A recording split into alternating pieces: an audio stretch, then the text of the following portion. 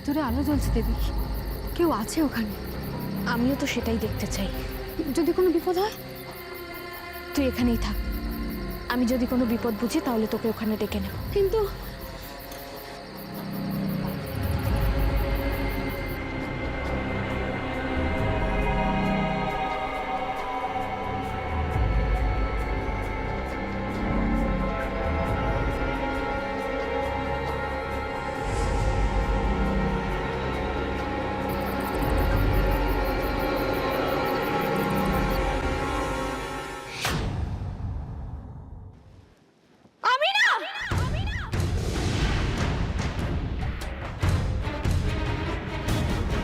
একটা মেয়ের গলা মনে হলো।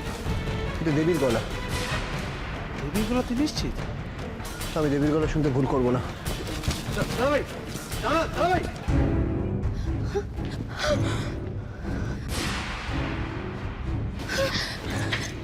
এরা কারা? এরা তো এখানকার লোক নয়। কে তোমরা? তোমাদের এই অবস্থা কি করে হলো? ও কিছু করেনি।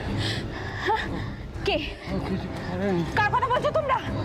হ্যাঁ, কার কথা বলছো? বাবা, ও ভাই, ওদের বাঁচাতে হবে, ওরা অনেক কিছু জানে। দাদাভাই, দাদাভাইয়ের কথা বলছো তোমরা? কি জানো? কি জানো তোমরা? দাদাভাই কি? হ্যাঁ? দেবী,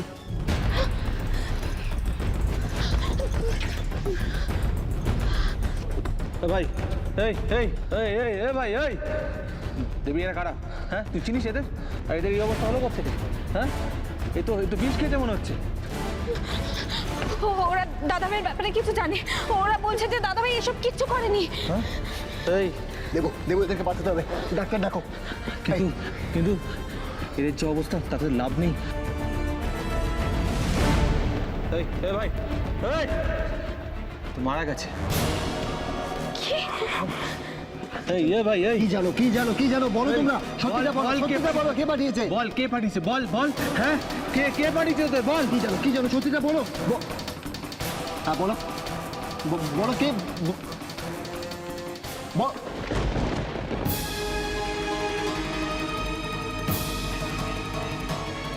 ধরা পড়ে যাবে ভেবে নিজেদের শেষ করে দিল।